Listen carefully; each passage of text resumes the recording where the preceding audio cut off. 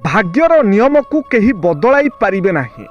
शुभ समय देखिबा परे श्रीरामंक विवाह मध्य होइथिला।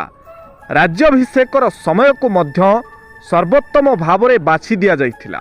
तथापि ताहा स्थिर स्थायी होई नथिला किंबा तांकु सिंहासन मिली नथिला। जेतेबेले ऋषि वशिष्ठंकु एहार कारण पचरा गला, से केवल कहिले सर्जनकर्ता जहा लिखिछंती ताहा घटिबो। ना रामंक जीवन परिवर्तन होई परिबो ना कृष्णंक। तेबे आमे एवं तुमे कौन? भाग्यर नियम को केही बदलाई पारिबे नाही। शुभ समय देखिबा परे श्रीरामंक विवाह मध्य होइथिला। राज्याभिषेकर समय को मध्य सर्वोत्तम भावरे बाछि दिया जाइथिला। तथापि ताहा स्थिर स्थायी होई नथिला किंबा तांकु सिंहासन मिली नथिला। जेतेबेले ऋषि वशिष्ठंकु एहार कारण पचरा गला, से केवल कहिले सर्जनकर्ता जहा लिखिछंती ताहा घटिबो।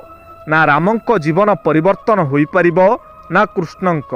तेबे आमे एवं तुमे कौन?